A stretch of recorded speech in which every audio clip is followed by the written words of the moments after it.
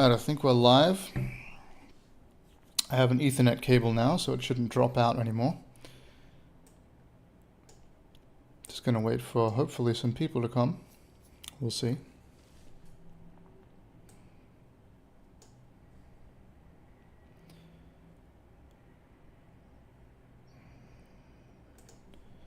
In the meantime, I'll put this on the main screen here.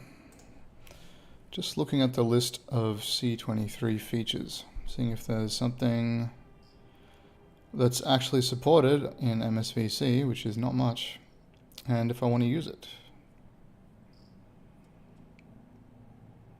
Based on this list, probably not unless I change compiler. So you can see it's almost all unsupported, which is fantastic. Typical. If I remember correctly, it took 10 or 15 years before MSVC even supported C99 completely.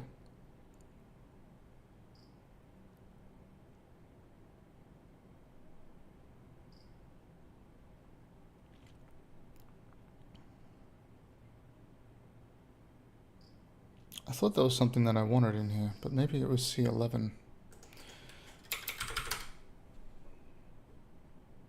No, there's no C11 support in here.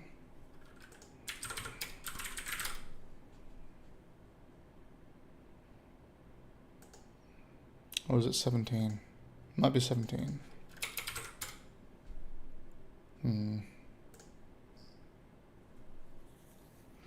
What have we got? Align as, I think that was going to be useful.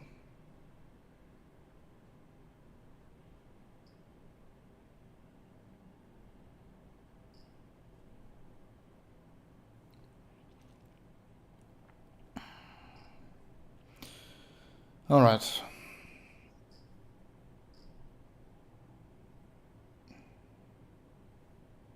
I'm pretty impatient and I kind of want to get started because it's a really nice day and I want to go outside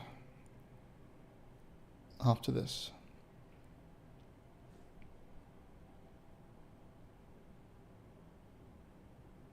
I've got a stream warning. What is that?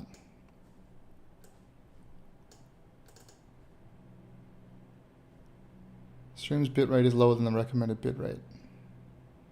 We recommend that you use stream bitrate of 13,500. Okay.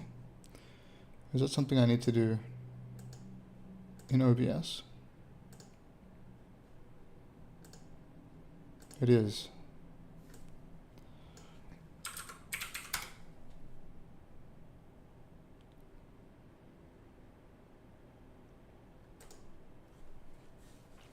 Okay, that should have fixed it.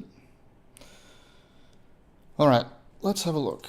So far in our C99 wheel reinvention project, we've implemented an arena allocator, a pool allocator which is buggy, it has a bug in it, we need to fix that. We've implemented a string builder and a simple string type, so we don't have to use C strings everywhere. We've implemented a queue, an array, a hash table. We can read and write files. And that's pretty much it. So today I wanted to work on windowing and input handling. So we're going to be using Win32. So continuing on with our no looking up tutorials thing, we're going to go with the official documentation. Going to try to figure everything out from scratch, and if we can't figure something out, we'll try experimenting. Before I get into it, I should shill my course again. So I am making this course. It's where you build 4 vertical slices of games from scratch, but we're using Odin. Well, actually not from scratch, I guess. Technically, we're just not using an engine. We're using Odin as a language, which has a lot of nice features built in, including a bunch of the features that we've been building here. And we're using Raylib for the rendering and input handling, which is quite nice. It's based on trying to get up and running in a practical way. So trying to match the efficiency that you would get from using an engine, but you have full control. So that's really the goal of it. And the reason that we're making 4 vertical slices is because a lot of tutorials end at what you might consider to be a tutorial stage, like, you know, a game, a part of the game where you don't really get to play that much of it, or you just have like the bare beginnings of the systems. Whereas we're trying to implement a little bit further in, so you can have all the core systems outlined and then the rest is building content on top of that. That's the reason that we're doing it this way. So it's taking a while. Currently we are a quarter of the way through, just about, at the end of the Metroidvania module. I expect it will take until around August or September to be fully completed, at which time I'm going to raise the price potentially even higher than $197. We'll see. So yeah, if that's interesting to you, then head over to programvideogames.com and check it out. All right, that's the shilling done. And let's look at making a window in Win32. So I'm going to look at the official documentation. And we'll start from there. So there is actually a page on the Microsoft website, create a window, which is basically a tutorial, but it's official documentation. So I think that falls within our parameter of using the official documentation. Let's have a look what we need. It's actually not too much code. It's much more code than if we use something like GLFW or SDL, but it's not too bad. I've done it a few times. So let's have a look. So we need this struct window class. For some reason, NVIDIA's GeForce Experience overlay is coming up again. I don't know why that happens all the time. So we need a window class here. This is basically a struct that has a bunch of options that we can pass to the window. For example, we could pass in the name of the window, which is what you see at the top corner. Pass in options about whether it has a border, whether it can go full screen, what size it is, and things like that. So if we have a look here, here's a very simple implementation. So we'll just copy this and see if we can get something up and running. So this is our code. Just leave all these includes here, even though they're not used, that's fine. We'll keep our memory allocators and we'll just delete everything else. Okay, and here we'll say setup window. Paste the code that we just got.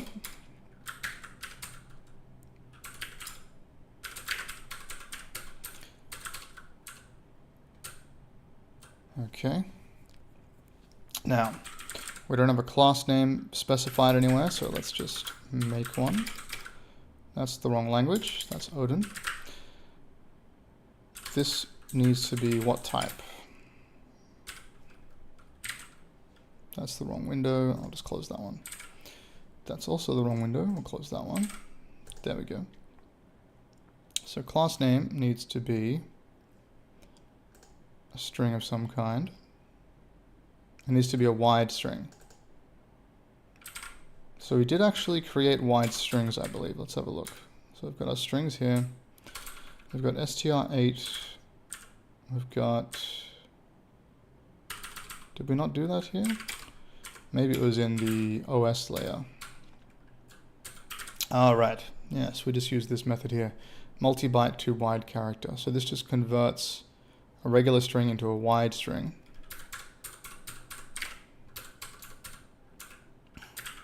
So for our class name, we can say something like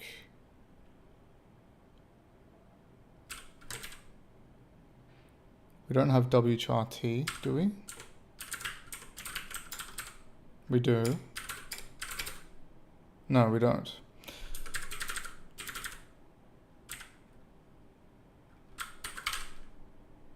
U16 pointer class name equals, I'm just going to put in a value here that's not going to work.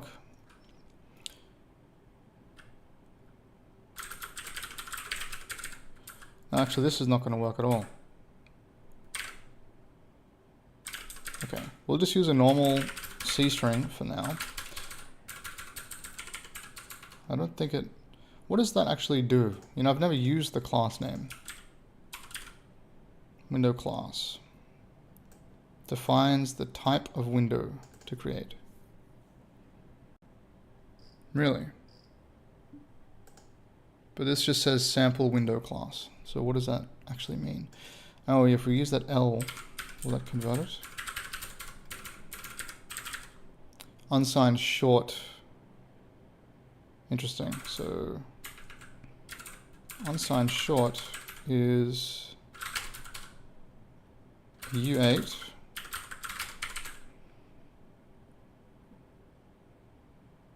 Oh no, short is 16. Sorry, 16. There we go. Okay, so we can use U16. That works. So that creates a string literal of type U16, which we can use. Learn to program windows, fine. Overlapped window. So what is that? What just happened? Did I click something? It's several flags combined. So it gives the window a title bar, a border, a system menu, a minimize and maximize buttons. So I don't want a system menu.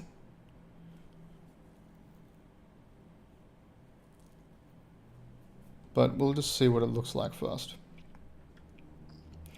Okay, CW's default means it will just open the window randomly on your screen somewhere, which is fine for testing. We'll change that later. And the instance, well, we haven't created an instance yet, so we need to do that. So what have we got? Oh no, we don't create the instance. We get the instance from somewhere. I think it's get module and you pass in null, but let me have a look.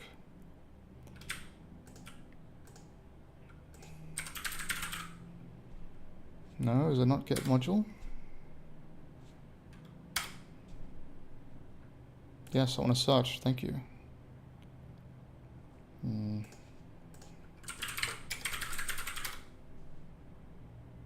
Get module handle. Okay, I think this is what we're looking for. It's going to return a module. Yep, that's great. Where's the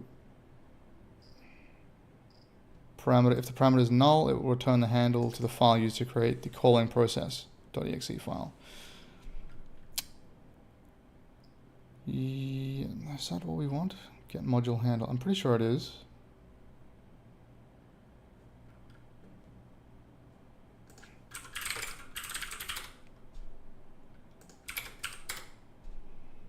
Why would, when I press enter, would it not want me to search?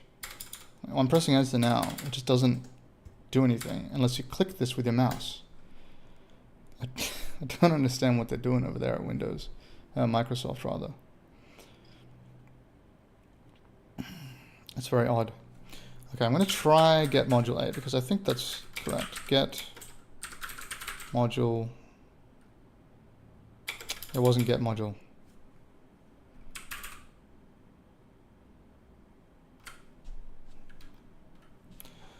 My memory is like a goldfish right now. What was it? Get module handle. Is that right? Get module handle EX. Let's have a look. Get module handle EXA. Flags. Alright. I'll try this first.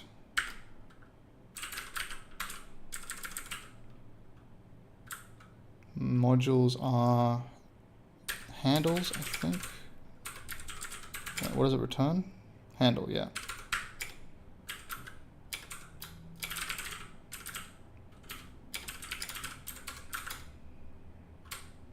Let's see what we get back, eh? What is wrong with this? Apparently this is not acceptable. That's strange because I copied it directly from their documentation. Huh. That's alright, I'll just leave it for now. We'll not return 0, we'll just delete that. And we'll put a break here. And I'll put something else here, just in case.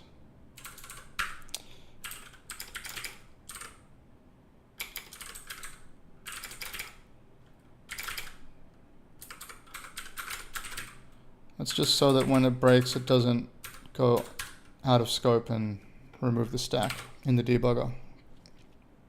That's why I added those extra pieces there. Okay, what is this? Oh yes, this is the wrong project. Let me close all of these.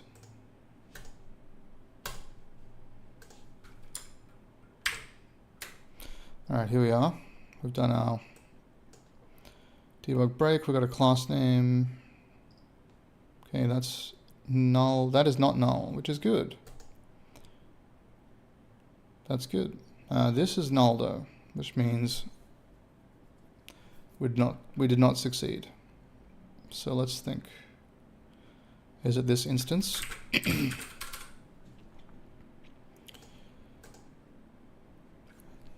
Retrieves the handle.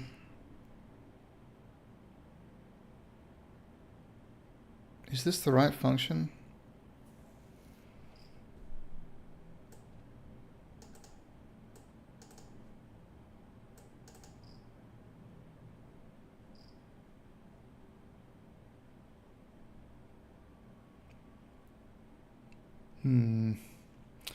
So I'm trying to get access to the default instance.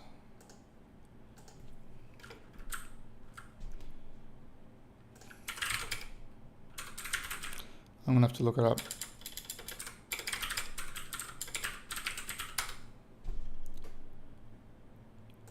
So usually you would have a function like this, the win main function, which you get an instance in.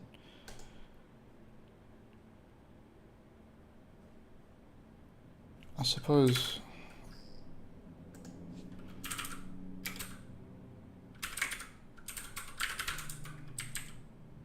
will we get the instance if we fill out the parameter list here? I don't know. Let's see.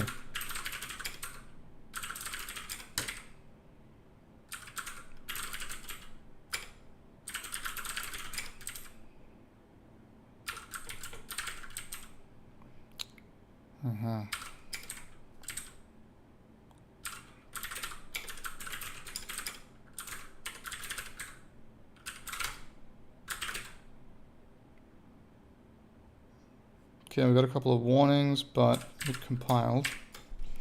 So what did we get? We did actually get the instance. Okay, so we can just use it directly from the parameter list. That's fine. So this is different, which means that's not the right function. C8, yeah. All right, I know there's a function to get it. I just can't remember what it is. So we'll use the one passed in.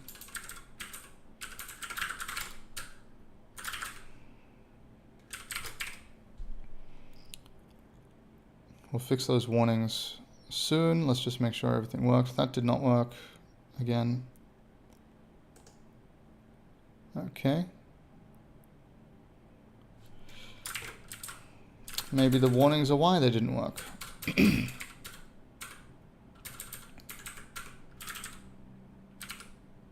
So, long pointer to C string. Long pointer to C string. Line 27.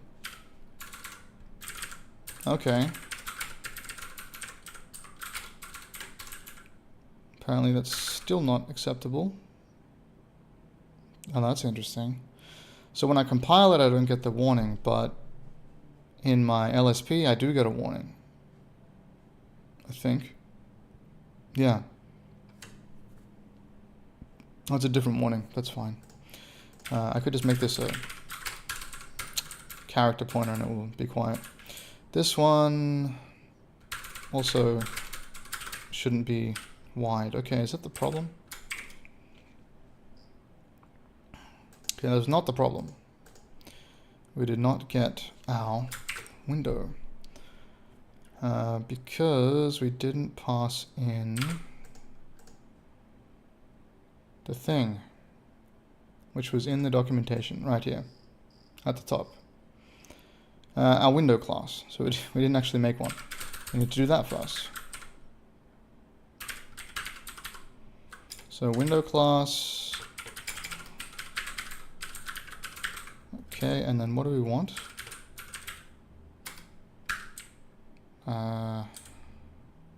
Right, window proc, H instance, and class name. Alright, got it.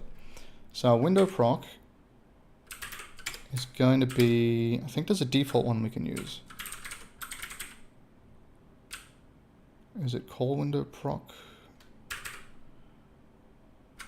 W? Is that gonna work?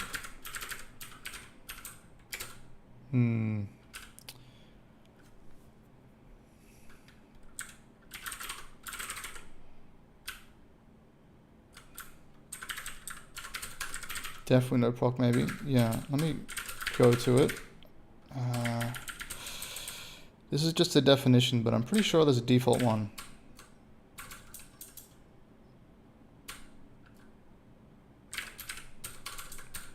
We'll see. We also need the instance.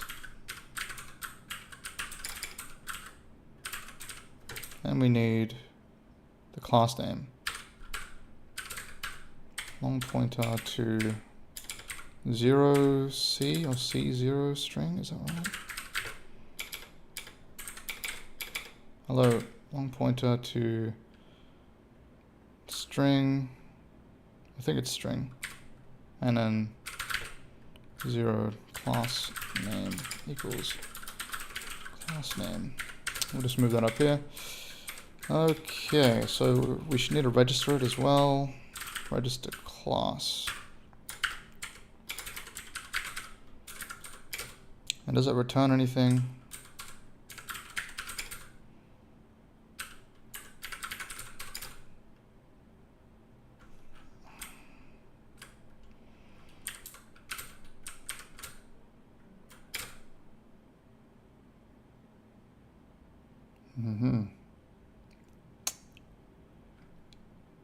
It returns an atom, unsigned short. Okay, that's fine.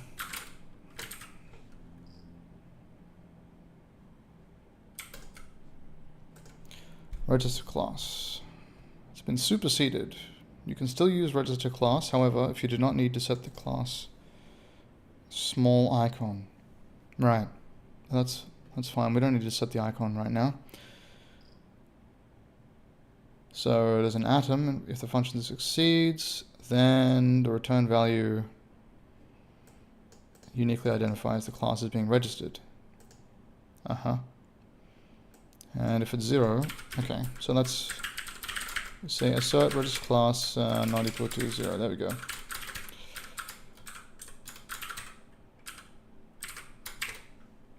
Great, well that's good. So registered, and we got our window. That's good.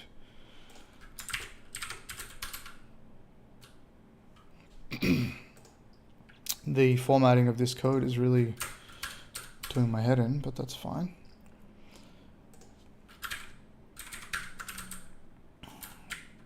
I have to fix it. I know it's pedantic.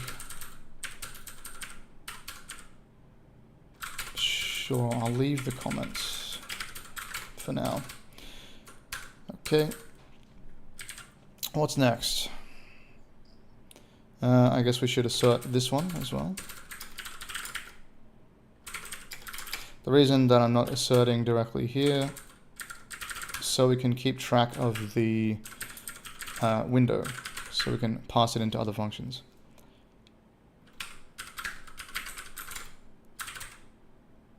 Okay, good.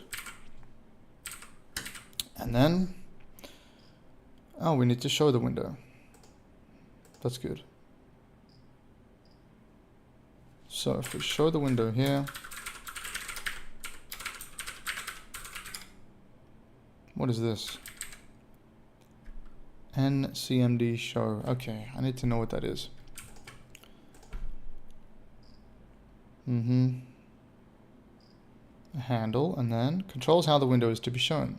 This parameter is ignored the first time an application calls show window. Okay. if the program that launched the application provides a startup info structure.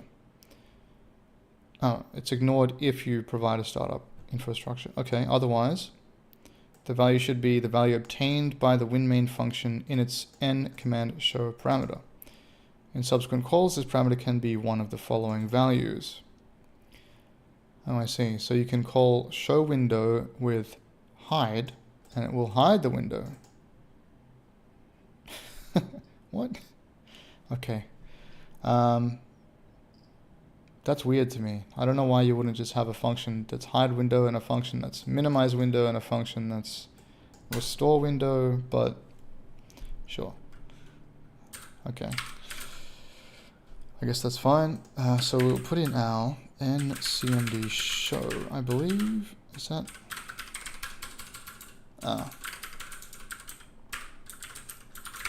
Or was it show cmd? Show cmd? Yeah, cmd show. Okay. We'll call it the same thing.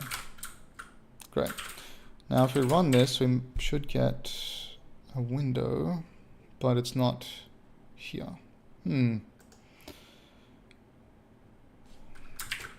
That's okay. We'll continue on. Hello Harold, how you doing?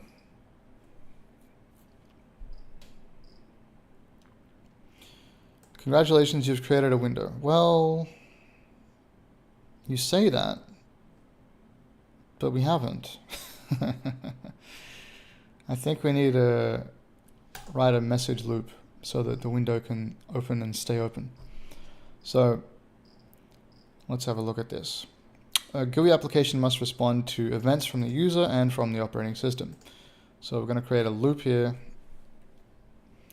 that's going to handle these messages that might come. For example, if the user clicks the close button, we want to be able to handle that. If the user clicks minimize or maximize or whatever, we want to be able to handle all these events. If the user presses any keys, we want to be able to handle that as well.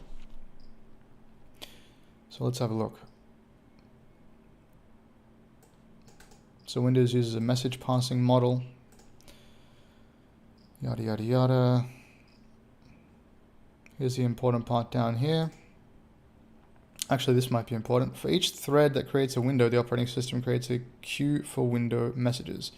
That means if you have multiple windows across multiple threads, you'll need multiple message queues. That makes sense. An application will receive thousands of messages while it runs.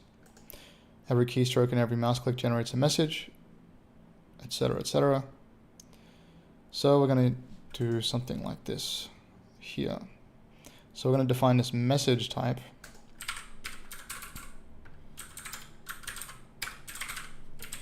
And we will get a message in a loop, but this doesn't say that we should use a loop yet.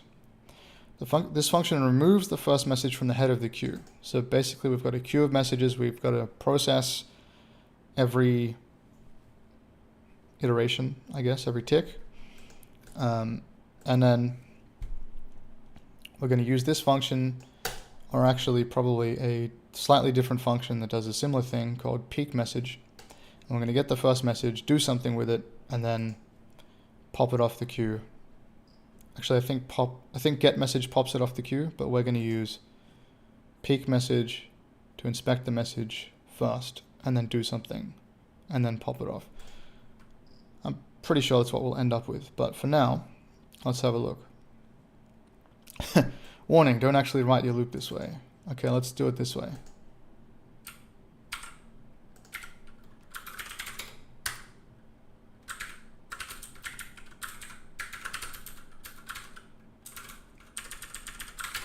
Okay, so, I deleted the message. We'll just create that again. So I've got our little message object here, or message data. We're going to do nothing except process the messages in an endless loop. So translating them, dispatching them. What does that actually mean? Well, I've wondered about that. Translating is related to keyboard input. It translates keystrokes into characters. You do not really have to know how this function works. Oh, that's nice. Just remember to call it before dispatch message. I kind of want to know, but let's see. The character's messages are posted to the calling thread's message queue to be read the next time you call get or peek message. That's fine. Does not modify the message pointed to by the LP message parameter. Okay. Translate messages produces character messages only for keys that are mapped to ASCII characters by the keyboard driver. If applications process virtual key messages for some other purpose, they should not call translate message. So this is actually kind of important. I don't know. I don't think they should be saying that you don't need to know how it works, because this could be a big source of bugs for you for a long time if you didn't read this line here.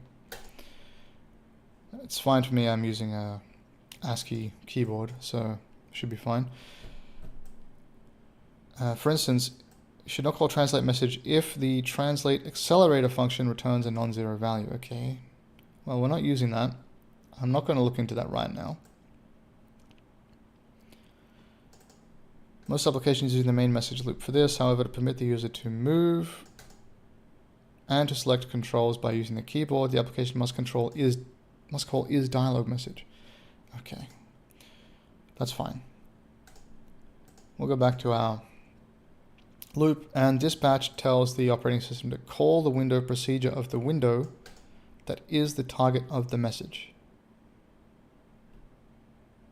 Call the window procedure of the window that is the target of the message. All right, gotcha. So if we look here, we bound this window proc function, which is the default one, but we're going to make our own one in a minute. And I think what this means is that this window has this function bound. And so when we dispatch it, it's going to call that function, pass the message parameters into that function, and then do whatever the function says. Yeah. So let's just see if we can get an infinite loop window. Oh, I saw something. Did you see that? It's running apparently, but there is nothing. Task manager shows no. Oh wait, I think this might be it. You can see right here, debug.exe. What is CTF loader? That doesn't sound good. All right.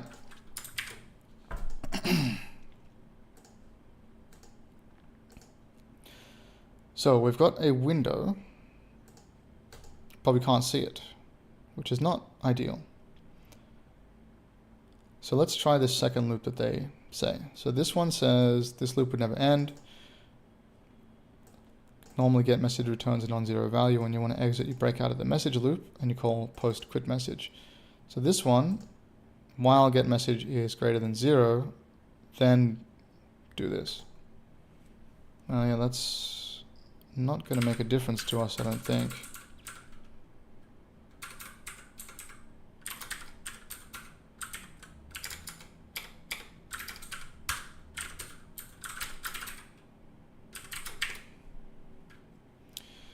Okay, we're running, but no window is appearing.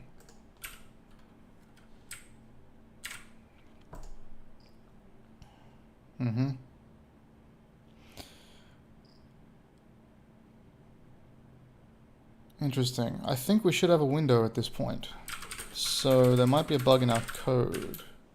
I'll leave that there. It's fine. Let's see. Could be the window class. If I remember correctly, we should be using something like exa. What is this defined as? It's just a. So we're going to use exa. Register class exa. Create window ex. Yeah.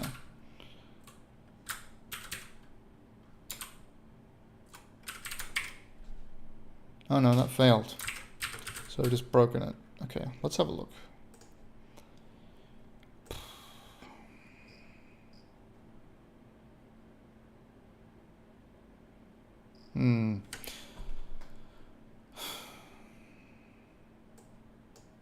For more information, see window class. Okay.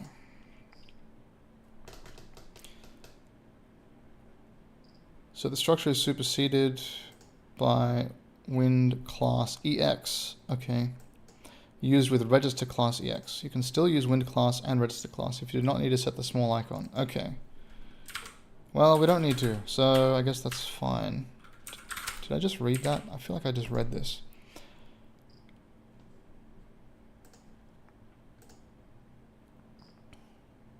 So I've got overlapped window.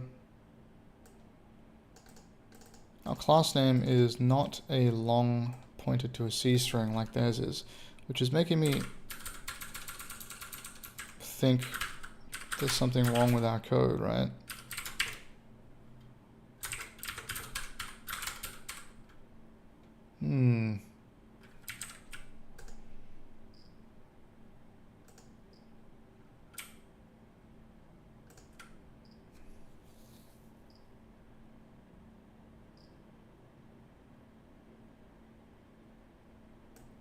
To make the window visible, pass the window handle to show window.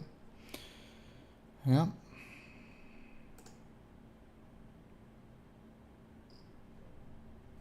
I didn't actually verify that show window,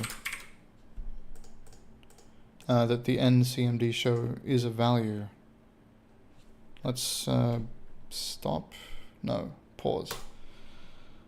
Halt. Actually, I should just run to here. Oh, it's not. It's not doing this? Is that is that what I'm seeing? Interesting. Where are we? We are...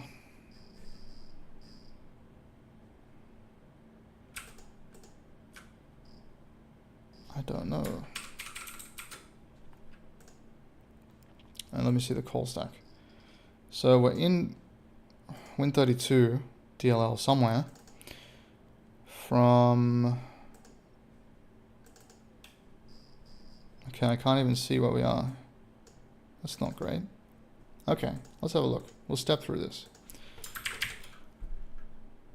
Okay, so we're in this while loop here. Hi, I'm gonna struggle pronouncing your name, but I think it's Dumil. Dumil.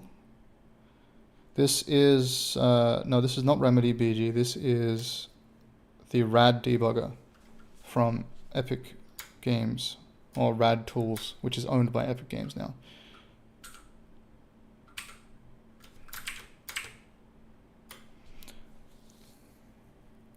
Okay, so inside get message, great. Translate message, good. Dispatch message, great. And get message. And...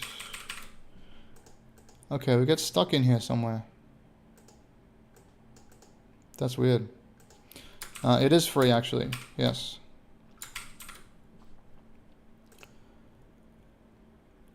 So... something is causing us to get stuck in here. That's not what I wanted. Let's have a look.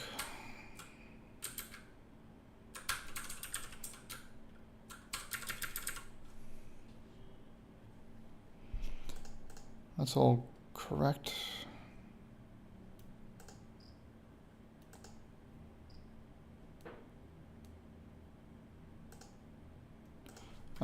I'm gonna zero initialize this, whoops, just in case that was the,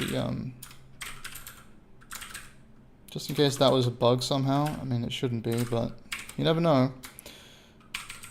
Okay, get message, translate message, dispatch message. And we got stuck here again. So, we're calling this, what is this? I don't know, can I go there? Is it going to tell me anything about it? Probably not. Yeah, not sure. Hey, what's that?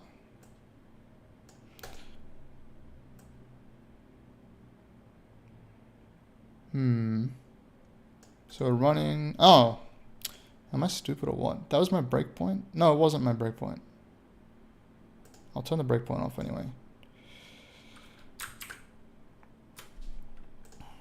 Actually, I'll break here instead. There we go. Okay, here we are.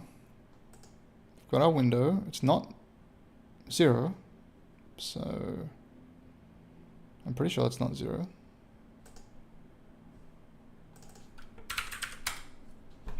It says it points to 0.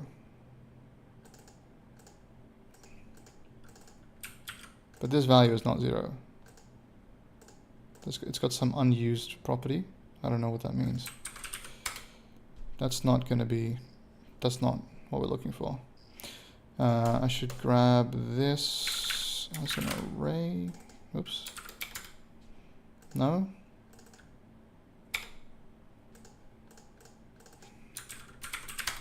I'm going to look at the address. There it is. And here it is on the stack. Yep. So it's, yeah, definitely not 0. Okay. It's fine. Comparison between Visual Studio and RAD Debugger. No, I haven't used Visual Studio in about 10 years because I don't like it. And it's very slow. And I don't like the idea of having solutions to projects because it doesn't make any sense to me. Especially when you have solutions that can't find your files that are in the same directory.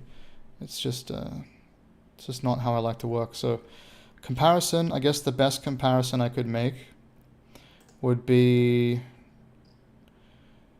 have you ever tried to update something in Visual Studio? So for example, you have a loop. Actually, I'll just write something real quick here.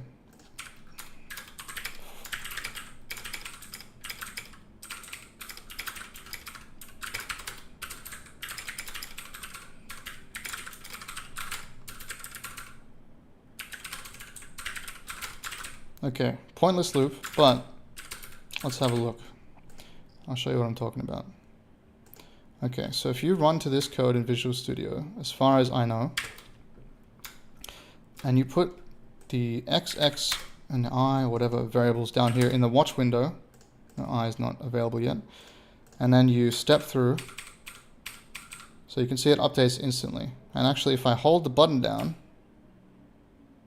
it updates. But in Visual Studio, you have to let go and wait, and then it will update. Whereas in this and in RemedyBG, you don't have to, I mean, that's just one example of the things.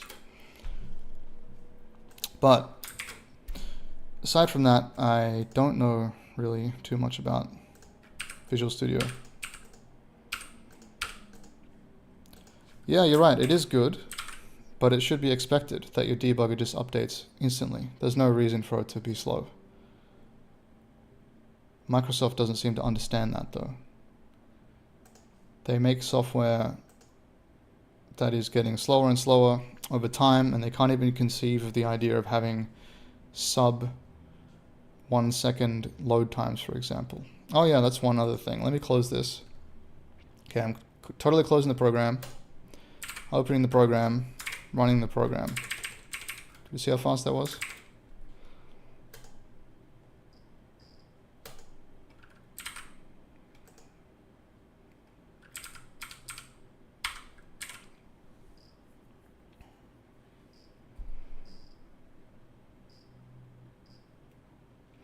Okay, why is our window not working? This is driving me nuts now. Yeah, it's fast because computers are very fast. And if you write software that's not very slow, then it should run fast. I know that sounds ridiculous to say that. But it seems like people just write really slow stuff and don't care about it.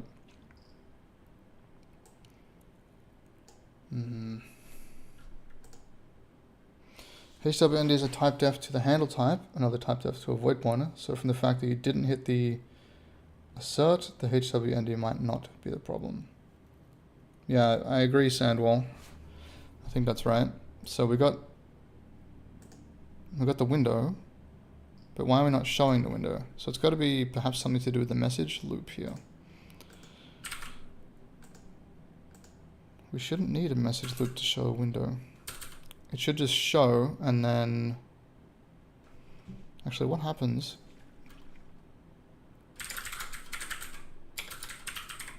if we just run it? I think we've got to build, yeah. Nothing. Try using create window without the EX. I did that earlier. Oh no, I didn't do that earlier.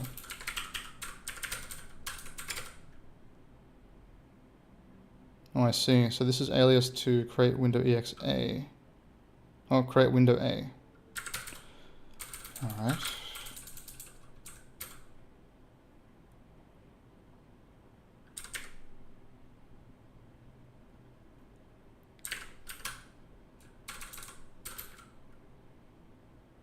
So let me check the.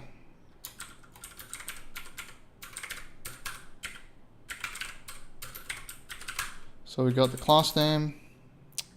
So we don't need that. So we got class name, window name, style XY, width height, parent, menu, instance, and extra parameter. Yeah. What's the problem here? Oh, did I comment that out? There's a slash at the end. Okay, let's see if that works.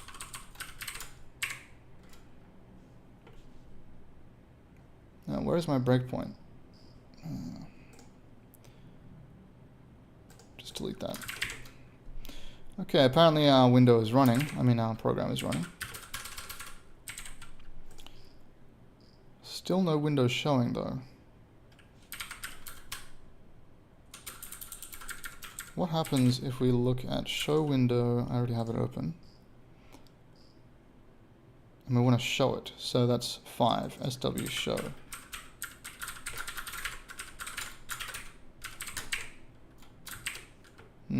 No luck.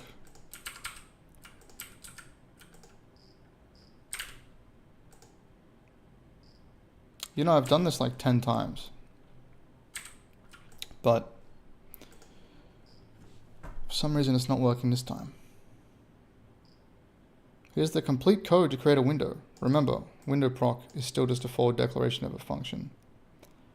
Oh yeah, maybe our window proc is incorrect because I passed in this definition, which might not exist. So I'll make our own. Let's make our own first, and it's going to be of type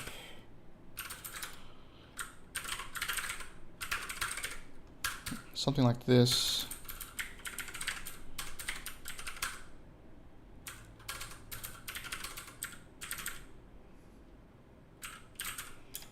Does it return a value? It returns an L result callback. What is that? You know what? It's fine.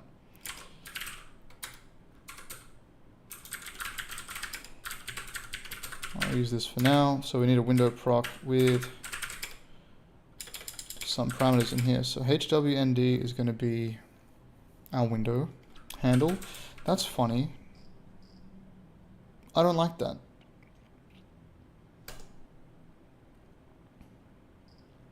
Try using def window proc A. Oh yeah, good point. Okay, I'll try that first.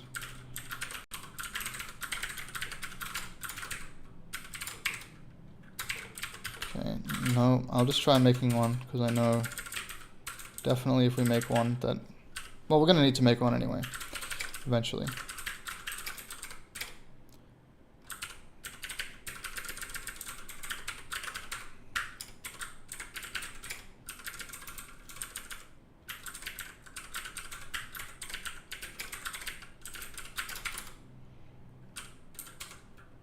So,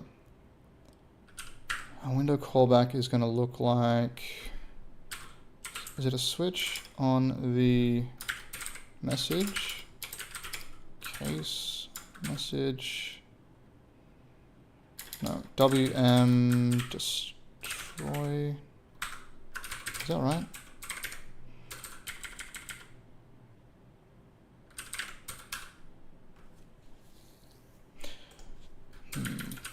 What if I do nothing and I do dispatch?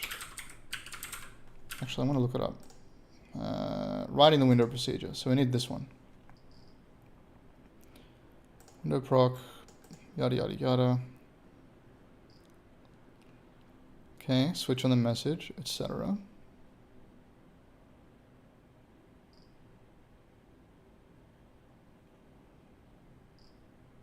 Oh. See? We could have, if you don't handle a particular message in your window procedure, pass the message parameter directly to def window proc. So this is basically going to do exactly the same thing as we did by defining it. I mean, by putting it here, but...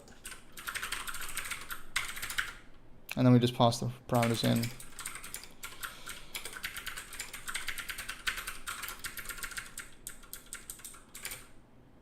But there's going to be no difference between this and the code, right? I did Sandwall. I did try to use def window proc. Oh, you mean here? Right. Okay.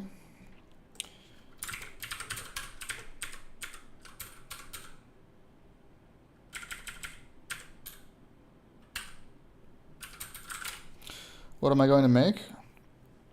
Actually, I have a plan for making a game after we get through a few more things.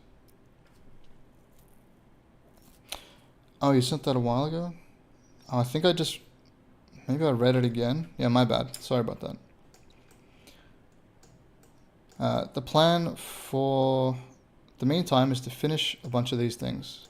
Probably not going to worry about UTF-8 and UTF-16 anytime soon. So we're going to build these as we need them for the game. So the plan for now is windowing and input, and then we're going to build software rendering, rasterization, text rendering, and then rendering a game. Then maybe do hardware rendering after that. We need a main loop and then run the message loop inside that loop. Yeah, that's true. I usually do it like this while running.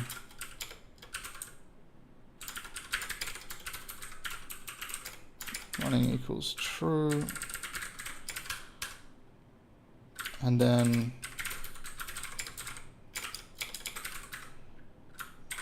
peak message.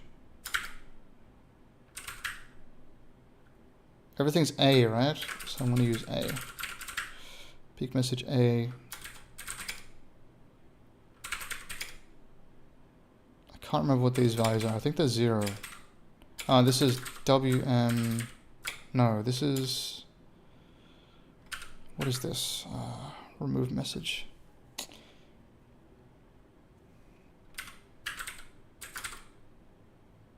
PM, yeah, that's right. PM remove. Thanks for reminding me. Okay. What does this return? It returns an int.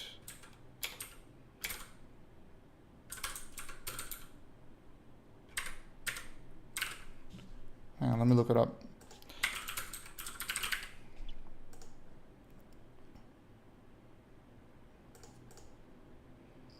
Dispatch the incoming non-queued messages.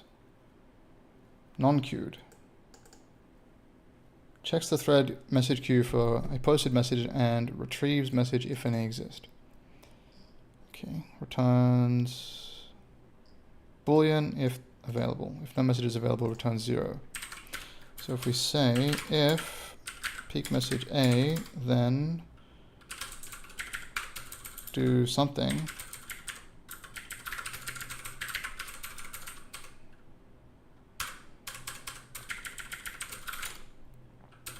Hello Moonlight. Moonlight asks, what is this stream? Well, it's in the title. It's just doing some C99 programming, opening a Win32 window, hopefully. Which is while instead of if. Oh yeah, that's right.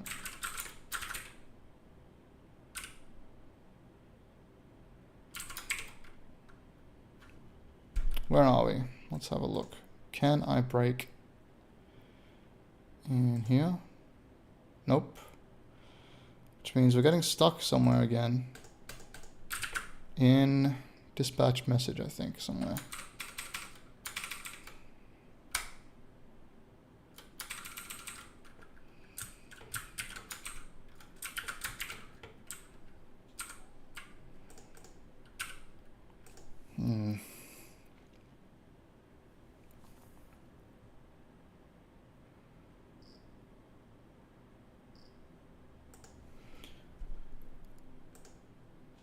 I'm just gonna do this.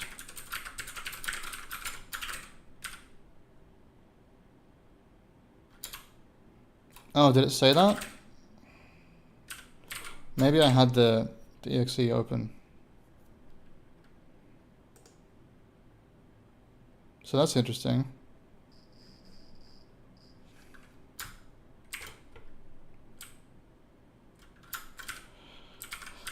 Yeah, I might have had the executable open. Oh, you're right. Cannot open debug for writing. Oh, you know what it is?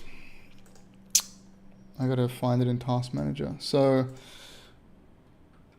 how long has that been going? So because we don't have a proper exit message, right?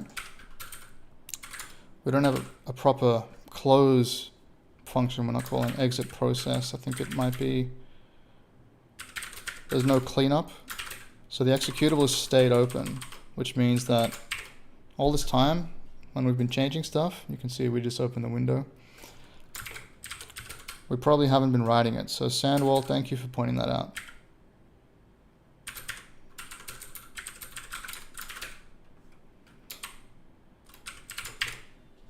All right, we got a window. So we weren't writing to the executable. I don't know which one of those changes fixed it, but that's fine. So you can see our title is showing up correctly. Learn to program Windows, that's good. Can we close? We can close because we're using the default def window proc A, and if we compile, cannot open debug.exe for writing. So this is because we're not handling wm destroy, I think. I'm pretty sure that's the problem here. So if we go back, what is this? Closing the window. So we need to call destroy window. I think we need to call destroy window.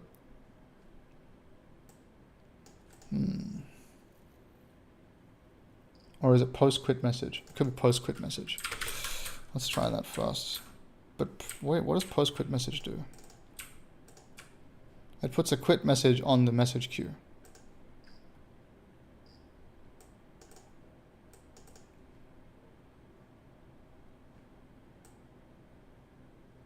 It just indicates that we're requesting to quit. So if we pass that to def window proc A, I'm sure it's going to handle it, right?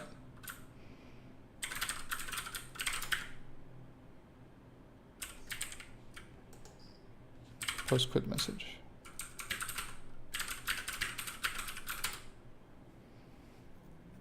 And set running equals false. Yeah, that's a good point. I should do that.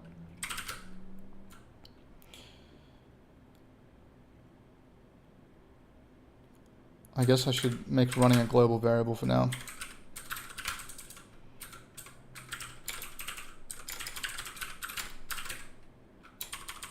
Cannot open exe for writing because I didn't close it in Task Manager. That's going to get really annoying.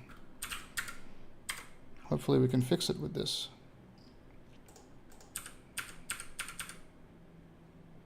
Where is it? Okay, it seems to be closed. Oh, I've still got it running. I'm so stupid. Alright. There we go. So now if I close now, well, yes, that's correct. We have a trap here. So that's good. And then just go past the trap. If we compile again. Alright, all good. We got there. That was excruciating, and I don't know what we did to fix it. So let's just go through what we've got. So we copied this directly from the documentation. We just use window class. We create our window class here, pass in our procedure that we made here, which just makes sure we call post-quit message when the WM destroy message comes through the loop, the message loop or message queue. So that comes through when we click the little X. I'm not sure if Alt F4 is by default a thing. Let's see. Apparently yes. Alt F4 probably also calls the same thing. And then we just return this default. Oh, so that's default window proc, not definition window proc. Well, that's confusing. The naming conventions. Anyway. All good. So then we assert after we register our class that we didn't get 0. Because that would return 0 if it's incorrect. We can delete these comments here. Create our window. Learn to program. Windows, sure, that's fine. Etc, etc. So we're not doing anything fancy. It's just a random size. So that size that we got for the window is just whatever Windows thought would be a good size for us. Show the window. We can probably change this back to ncmd show. Or maybe not. Okay, so that was an important step apparently. Okay, so when we show a window, make sure you pass in. I'm pretty sure I've never had to do this before. Something funky is happening. Anyway. Okay, good. I'm going to delete this so that when we run and exit, we should have a not running program. There we go. Look at that. All right. So that was our first goal for the stream achieved, which was window. We have a window that opens. There's a couple of problems with the window, which I'll show you now actually. So you can see there's always this spinning loading icon, or here, it just uses whatever icon was recently used. So if we go to the side, we get this resize icon permanently. That's one problem. And the other problem is, well, we don't have a back buffer, so we're not drawing anything. That's not really a problem with the window. We can maximize, we can minimize, and we can close it, so that's all good. But the size is just a random size, and the position is a random position. So we're going to use some other functions to try to make a centered window. Let's make it a 1080p window because I'm on 1440p, so that should be a nice size. So we'll do something like size is going to be 1920 by 1080. Let's just make sure that works. Well, that didn't work apparently. Why is that?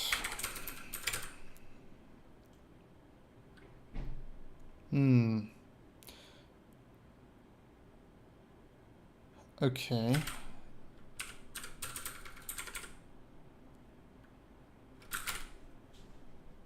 Let's have a look. Create window. And look at the size.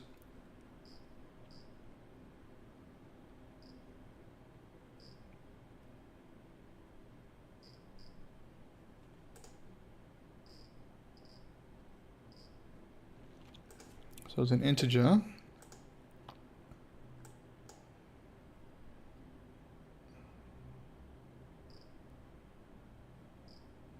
Oh, right. I did it the wrong way around. It says size and position, but I think it's position and size. Yeah, it's position and size, not size and position.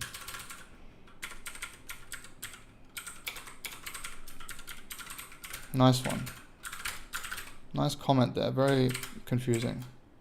Okay, that looks about right. Although I think this is going to be slightly different. So you can see we've got a height of 1041 and a width of 1904, which is not what we asked for. I think it's because the border size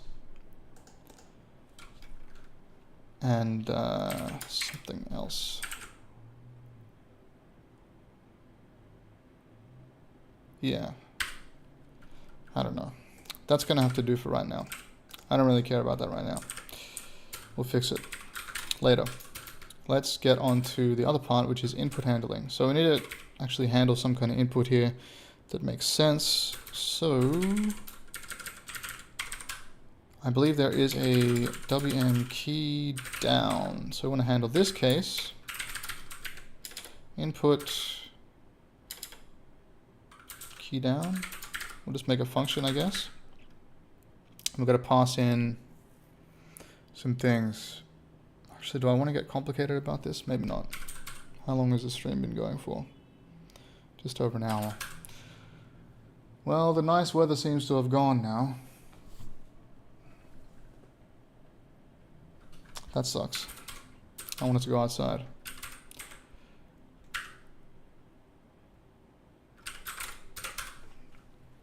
So, we want to handle inputs. There's a thing that I want to build eventually, which is going to be some kind of configuration for inputs. But for now, we don't need to do that. Yeah, we don't need to do that. We can just instead have a very simple check here to say if the W param is equal to VK escape, then we can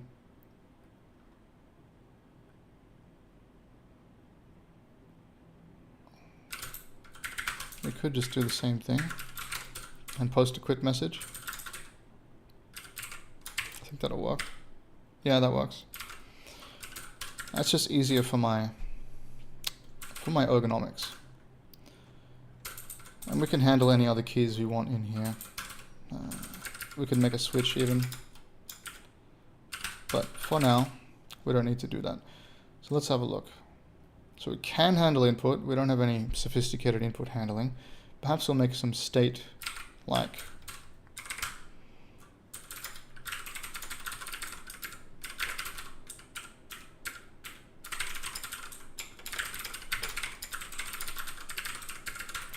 Like so, where we'll have a mouse position, which can be a vec2. That's the wrong... Do I even have vectors yet? It doesn't seem like I've defined them. Okay. Well, we're going to need them, so I'll put them in the types file. I think I should put them... Maybe I should make a math file.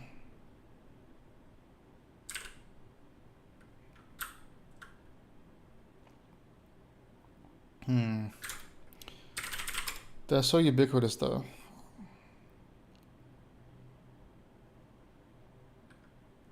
How do we want to make vec2s? Struct or union?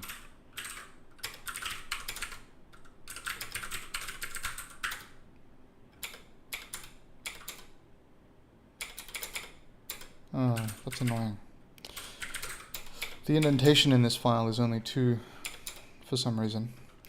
Anyway, so I usually create a vec2 in one of 2 ways, and it can be an array of float 32s, which would be an array of 2 float 32s. Apparently f32 is not a type. Did I not define float types? No, I didn't. Okay, before anyone freaks out, we're assuming an x64 target and the MSVC compiler and no standard library, which means I can define types like this, even though in other architectures it might not be the correct solution.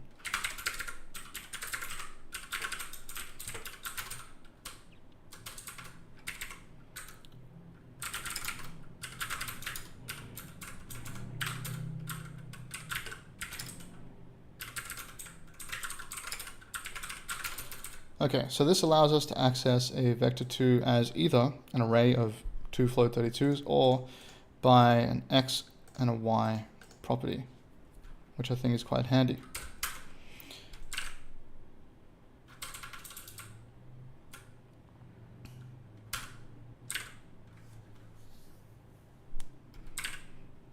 I guess technically a cursor position shouldn't really be a float32 because it's just a pixel coordinate. However, when you're using mouse position to do math in a video game, then usually you want it in floating point numbers. So we're just going to store it as floating point. So let's see, is there a mouse move? Yes, there is. Let's have a look at that.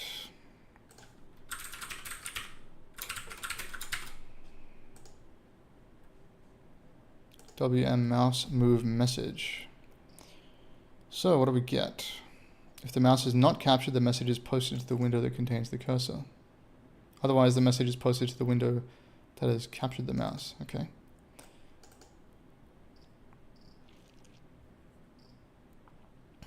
So the L param, the low order word specifies the x coordinate of the cursor. The coordinate is relative to the upper left corner of the client area. The high order word specifies the y coordinate of the cursor. Oh, I see. So they basically packed the two 32-bit numbers into a 164-bit variable, which is our L param. And you can get them out using get x L param and get y L param. Well, that's pretty easy, I guess. Okay. That's good. Something weird happened. Oh, there we go. Oh, an undeclared function. Get x L param is an undeclared function. That's odd. Why is that? Comes from Windows X.H. Why? I'm gonna see what happens if I just ignore this.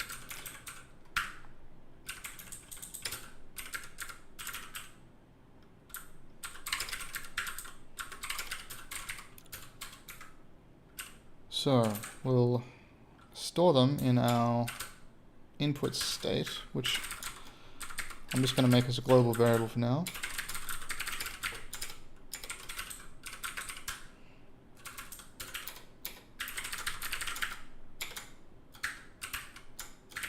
mousepause.x equals f32.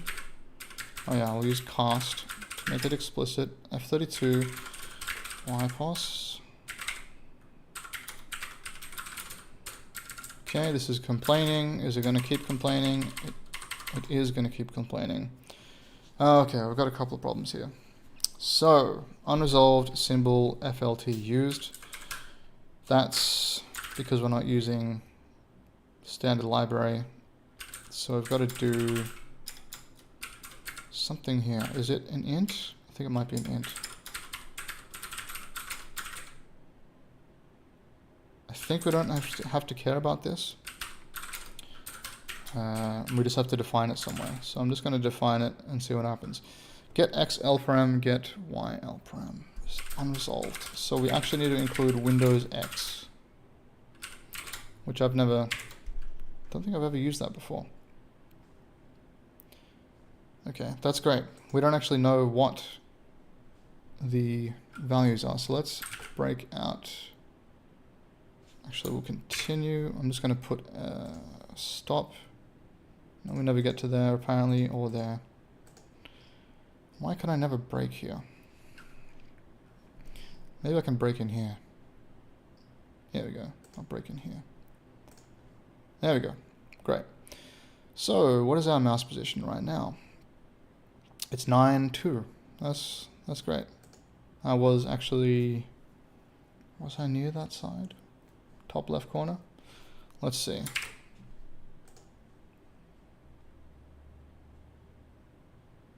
Yep, 1876.48. That looks correct. Great, that's working perfectly. So now we have a mouse position. That's all good. Very useful to know the mouse position. I suppose we should store some other things, like whether the mouse is down or not. As much as, you know, I'm just doing Win32 programming, and this is going to be a game that's made for x64, running on Windows, which will probably run on Linux using Proton, and probably not run on Mac. I still don't want to spam Win32 code all over my code base. So I'm going to make an input layer that's going to facilitate between the Win32 code and the application. Because if I change my mind later and I want to add more platforms, I don't want to be going through all of my application code and removing Win32 code everywhere.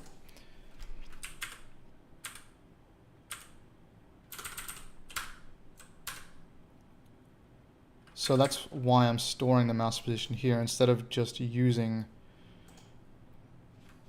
Win32 functions that can probably get the mouse position. There might even be a get mouse position, I'm not sure. Get cursor position, see? Could just use this directly, but then there would be the problem of having Win32 code everywhere. So we don't want that.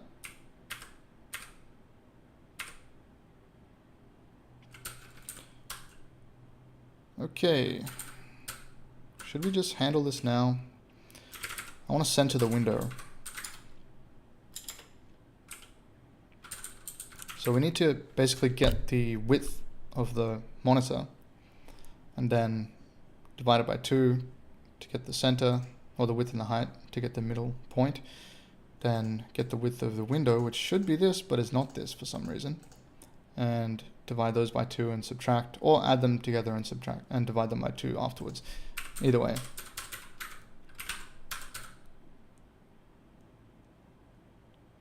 I believe there is get monitor info. There it is. Get monitor info. But we don't have a monitor to pass into it. So it needs an H monitor. Is there get monitor? Apparently. Yes. No. That's not a function.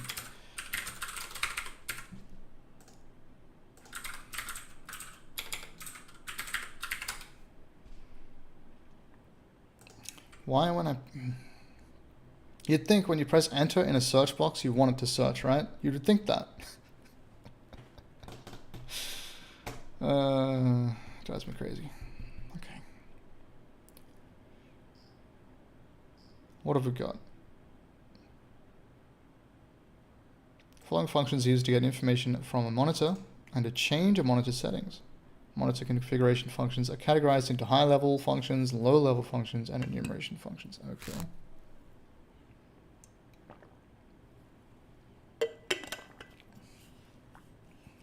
Hang on a second.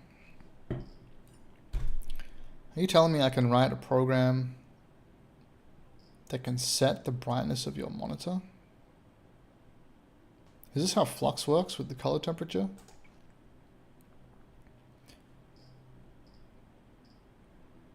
Huh. Crazy. Well, I don't want to do that.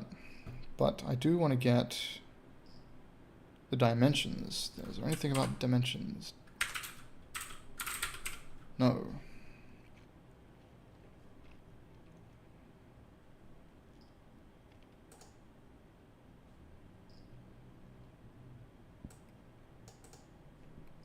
Maybe it's not called monitor. Is it called display?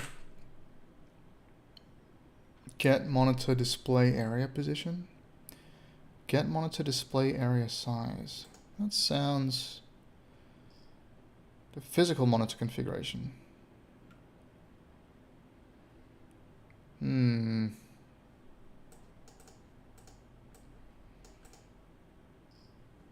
Is that going to be width or height? Is it going to be pixels or is this going to be like centimeters?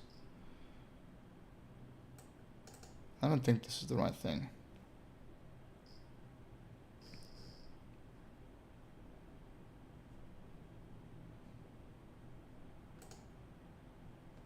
Let's try get display dimensions. Get system metrics. Okay, of course. Why would it be called anything else? All dimensions retrieved by get system metrics are in pixels. That's all we want. Okay. So we need to pass in what? The width of the window border in pixels. Interesting.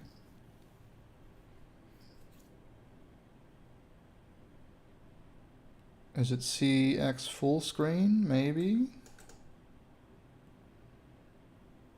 It could be CX full screen.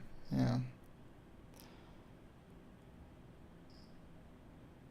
The width of the screen of the primary display monitor in pixels. This is the same value as obtained by calling get device caps. Okay, and this returns a handle to the DC. I don't have a DC. Do I need a DC for this one as well? No. Well, I'm going to use this then. Yeah, okay. The width of the screen. CX screen and CY screen, is that what it's going to be? CY screen. Yeah. Okay. SMCX screen. So system metrics CX screen. Okay.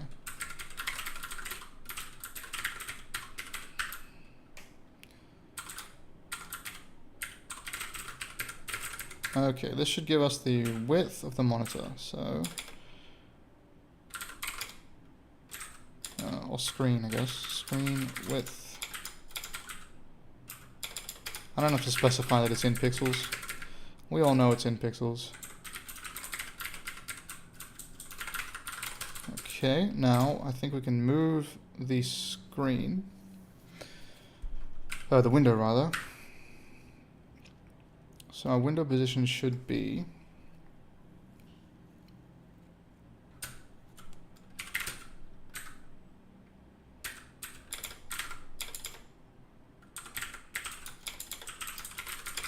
screen width divided by 2 minus 1920 divided by 2. So I'm actually going to put these in a variable here called window size. Window width, window height, and I'll use those here.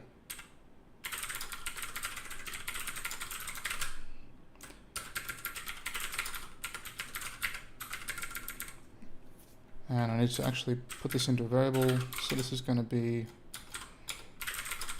window position X,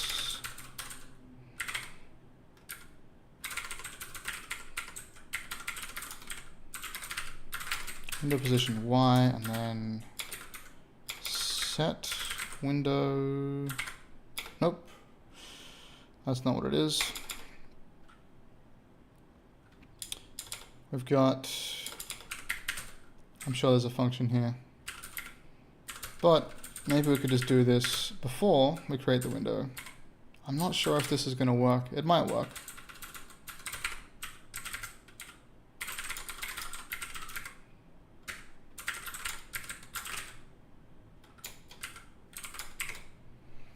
That seems centered to me. I think that worked. But if we open it again, yeah, open it again, yeah. I'm just making sure it's not moving. Because if we go back to this version, it opens up in a slightly different place, see, each time? Kind of like a staircase down from the top left, down the screen, and then it will move over and back to the top, yeah. So, that worked, okay, good. So we've got a centered window, the back buffer size is still wrong. It's 1904 by 1041.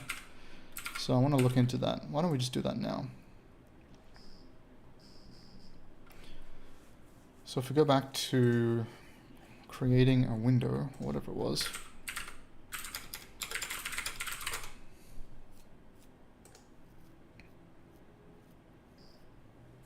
have a look at create window EX.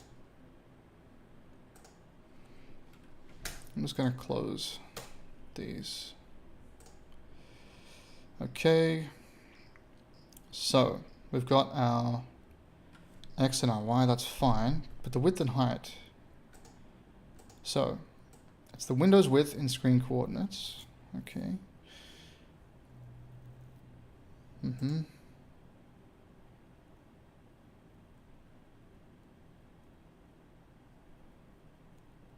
I missing something here?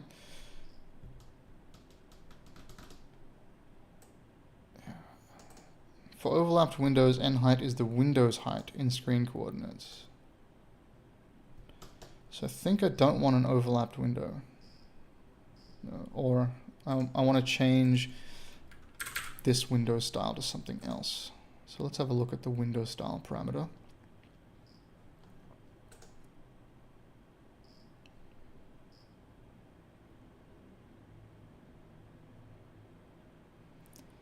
Sandwall says, the function you're probably looking for is adjust window rect. Apparently they count the title bar and border when you specify the size. Okay, I'll have a look at that.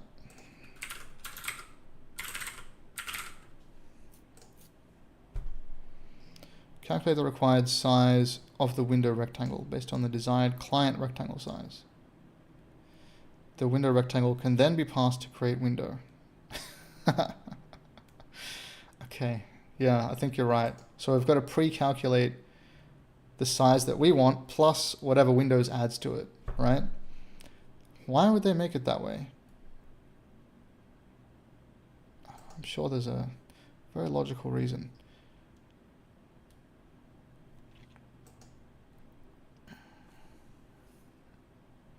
Okay, so we've got to use a rectangle, which is going to be an in and an out parameter. And then we pass in a style, which is going to be one of these. And whether we want a menu. We don't want a menu. So we call this here just window rect. Now we've got to pass in our rectangle and I'll just use overlapped window for now. And false. What's the problem? Yeah, no, I didn't. I haven't made this yet. So it's a, what was the type again? LP, long pointer to a rectangle. So it's got probably a rectangle type, yeah. Okay, so what do we have here? What values? Bottom. Of course. Right. Bottom left, right, top. So it's not in width and height and position, it's in offsets from the side of the screen. Is that correct? So I guess left would be screen width minus, no, screen width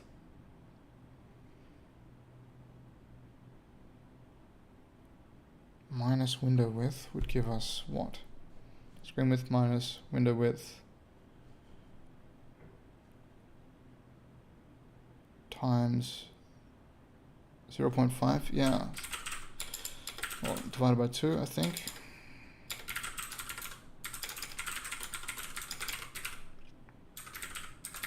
And then right would be screen width. No, this would just be, oh God. So the difference between the screen size and the window size is what we want to calculate, right? So that's, Sandwall says if you keep left and top as 0, then you can treat right and bottom as the width and height. Well, that makes my life easier. Thanks for letting me know. Have you done a lot of Windows programming before, Sandwall?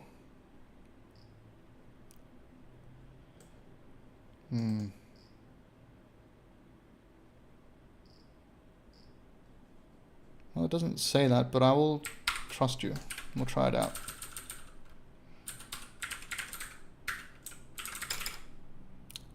Oh, yeah, that actually just makes sense, doesn't it? Yeah. I'm just being silly. Window width. Window.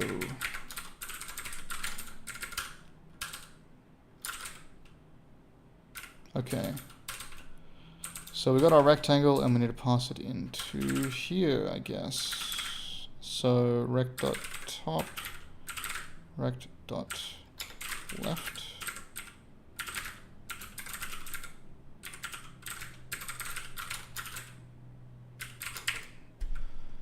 Okay, that's interesting. Did we get the right size though? Not yet. Nope.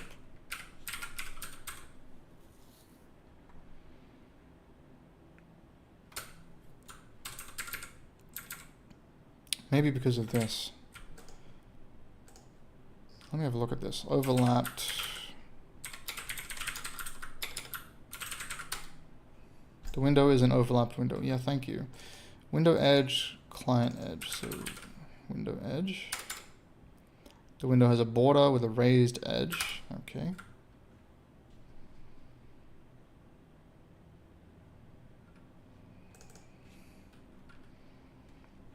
Sandwell says a year ago he decided to learn Win32 because he wanted to mess around with Direct 2D and 3D. Never ended up getting that done. Switched to SDL. Yeah, I understand why. For practical purposes, it's a lot easier to use something like SDL. Client edge. So the window has a border with a client edge. Okay. That's nice.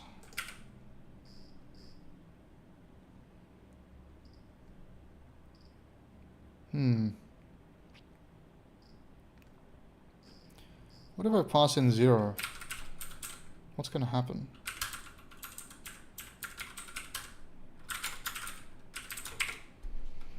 Okay, interesting. That's kind of good. So the size is still wrong. 1891 by... Oh man, what a pain. Okay, so this, at least not like this it doesn't work, but if we pass in window pos X and window pos Y, so we should have, we have a centered window. That's good. The size is still wrong. It should be 1920 by 1080, not 1912.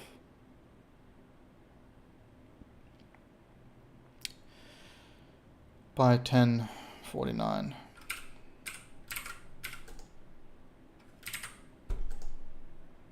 This code was taken from a sample in the Windows Classic samples. Okay.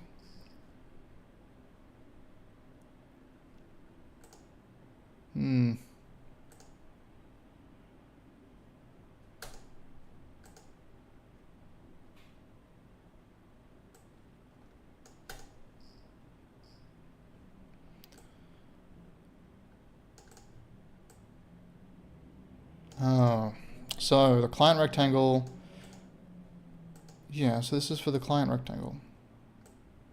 Calculate the required size for the window rectangle based on the desired client rectangle size. Yes. Just the window rect function does not take blah, blah, blah. All right. Whoops. All right, so we built it, gonna run it. I'm gonna just copy this image and open it. And yeah, it is 1912 by 1049. You know what, I'm going to file this under a, we'll solve this later problem. So, to do the window client area is not actually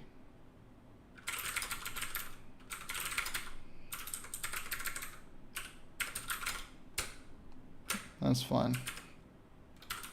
All right, so we got our window up and running. We got our message, a couple of our messages handled. So we've got our mouse move. probably want to create some kind of input layer. So maybe I should put that here. Well, I guess this is here. So we'll put windowing. We'll say that's done. We have one thing we need to finish, which is figuring out why there's a few pixels missing from our client area, but that's fine. So maybe I'll make this orange. No, not that. You know, I don't like this tinting system that they have in Obsidian. Not Obsidian, Excalibur. But anyway, that's fine. Oh, it's a different orange to that one. There we go. Great. Yearns for Linux? No, I don't like Linux. I mean, I do like Linux, but I also don't like Linux at the same time. I have Arch on my laptop, by the way.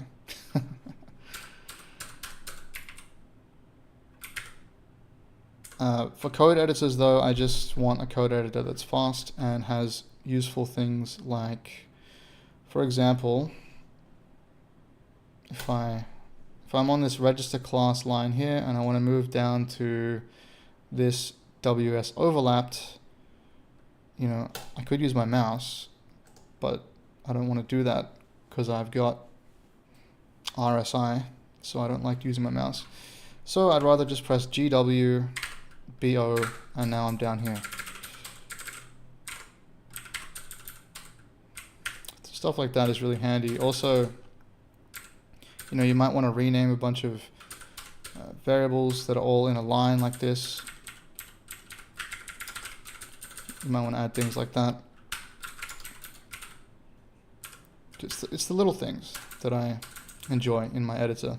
Also, it doesn't lag when I type, unlike Visual Studio Code, which people tell me, oh, it doesn't lag, but if you've used Visual Studio Code or VS Code, and then you use something like, this is Helix or Vim, not Emacs. Emacs is also laggy, or can be laggy. I think by default it's fine, but yeah, if you use a faster editor, then you'll notice when you're typing in those other editors that it does lag, and it just feels gross. So I don't like that either.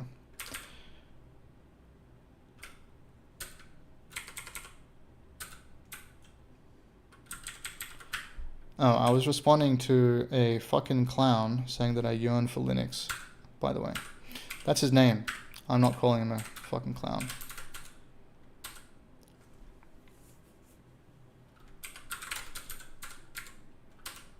And he says, that is true, there is some lag with the IntelliSense and other random stuff they add. Yeah. Yeah, it's annoying. Okay, we good? I think we're good. What should we make next? We've got mouse input handling. I kind of want to get something drawn on the screen, but it's going to have to be for tomorrow. I think we're going to do another stream tomorrow. Or maybe later tonight. I've got to get some work done. So, I think I'm going to call it here. And I want to thank you guys for all dropping in. It was fun. We made some good progress. I can't wait to get past this stage and into the rendering and then seeing stuff on the screen stage. That's always very fun.